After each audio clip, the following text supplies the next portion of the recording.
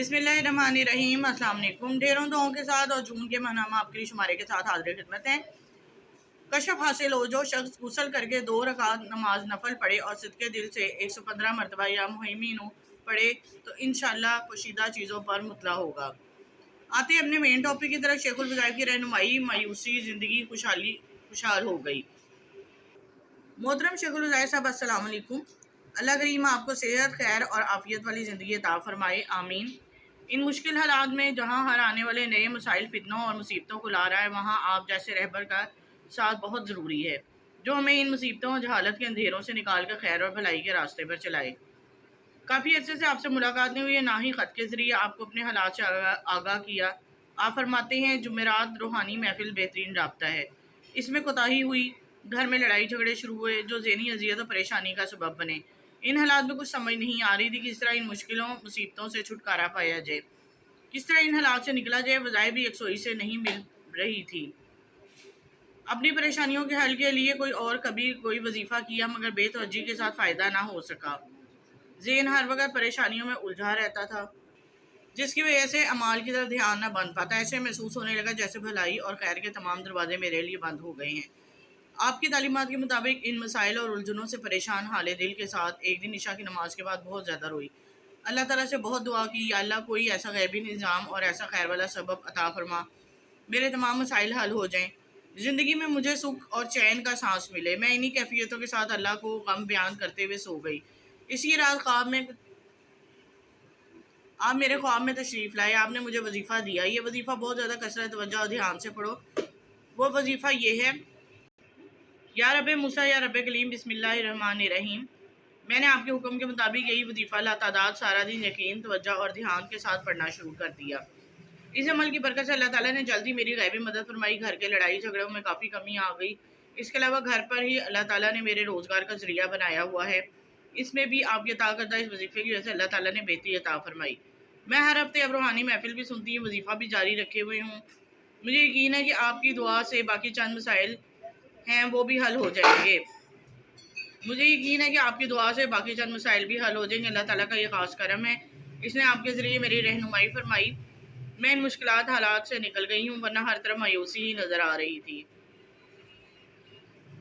जी, बहुत से लोग कमेंट्स में भी पूछते हैं कि हमें क्या इन वज़ाइफ से हासिल होता है। तो यहाँ से अगर आप लोग, मैं जो ये अपकरी रिसाले में पढ़ती हूँ कि वाक़यात वो सही और सच्चे होते हैं कि लोग किस तरह जब वज़ाइफ से फ़ायदा हासिल नहीं कर रहे होते तो उनके साथ क्या मसले मसाइल हो रहे होते हैं, और जब वो ध्यान से पढ़ें और लग के जो है लगन सच्ची हो उसके साथ पढ़ें तो उस वज़ाइफ का क्या हासिल होता है। उम्मीद करती हूँ इस वाक़ये के बाद बहुत सारे लोग जिनके सवालों में यही सवाल था कि हमें फ़ायदा हासिल नहीं होता वज़ाइफ पढ़ने से, तो उनको पता चल गया होगा कि हमें किस तरीके से वज़ाइफ से इस्तिफ़ादा हासिल करना चाहिए। कुरानी वज़ाइफ बेशक हमारी हमेशा रहनुमाई करेंगे, और शेखुल वज़ाइफ ने भी हमेशा कुरानी आयात ही हमें बताई हैं जो कि हमारी रहनुमाई करती हैं, लेकिन पढ़ने का तरीका हमारा जो है वो अगर सही तरीके से हो जाए तो ज़्यादा बेहतर है। आगे चलते हैं अपने नेक्स्ट टॉपिक की तरफ। कल नौकरी थी, आज अपना बेहतरीन कारोबार है। मोहतरम शेखुल वज़ाइफ साहब, अस्सलाम वालेकुम। मैं एक सरकारी महकमे में नौकरी कर रहा हूँ। इस नौकरी से घर का निज़ाम चल रहा था, मगर मैं चाहता था कि अल्लाह कोई ऐसा ज़रिया भी बना दे जिससे तमाम महरूमियाँ ख़त्म हो जाएँ और मेरे माशी हालात बेहतरीन हो जाएँ। क्योंकि हमारे महकमे में ऐसा होता है कि 25 साल सर्विस या 60 साल की उम्र तक सर्विस हो जाए तो तकरीबन तनख्वाह 50,000 तक हो जाती है और लोग इसके साथ रिटायर हो जाते हैं। तकरीबन 6 माह पहले मैंने माशी हालात की बेहतरीन के लिए आपको ख़त लिखना मुनासिब समझा। आपको ख़त लिखा, अल्हम्दुलिल्लाह मुझे जवाब मिला। आपने जवाब में फरमाया कि आप हलाल रोज़गार के असूल के लिए जो कारोबार करना चाहें कर लें। आपने शफ़क़त फरमाई और मुझे कपड़े के कारोबार करने की इजाज़त अता फरमाई और दुआओं से नवाजा।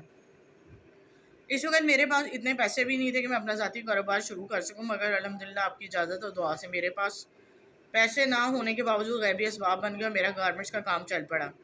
अल्हम्दुलिल्लाह मेरी पूरी कोशिश होती है कि मैं हर काम में आपकी इजाज़त लूँ और पूछ कर चलूँ, क्योंकि मेरे दिल में ये बात नक्श कर गई है कि फ़कीर जो कहता है हक़ कहता है, उसी में बरकत है। बस आपकी इजाज़त की देर थी। एक दोस्त दुकानदार ने खुद रब्ता किया, आप गारमेंट्स के काम में मेरे साथ शामिल हो जाए। मैं फ़ौरन हामी भर ली। میں گارمنٹ فیکٹری کے سامان خرید کر اس دوست کو پہنچا دیتا ہوں اور اسی میں اچھا نفع مل جاتا ہے۔ الحمدللہ ہمارا کام خوب چل رہا ہے۔ میری زبان پر ایک ہی بات ہوتی ہے، میرا رہبر کامل ہے۔ اب لوگ مجھے مشورہ دیتے کہ آپ 25 سال پر ریٹائرمنٹ نہ لو، آگے نوکری کرو۔ میں کہتا ہوں 50,000 کی بجائے 50 لاکھ دیں تو بھی نہ کروں، کیونکہ فقیر جو کہتا ہے حق کہتا ہے۔ بس آپ کی دعا تو توجہ میں رکھیں۔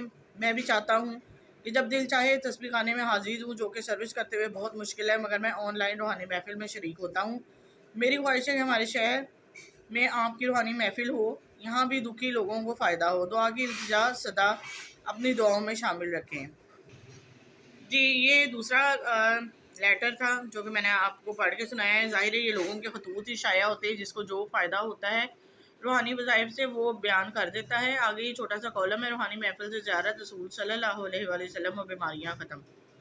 محترم شکر الزائشہ، السلام علیکم۔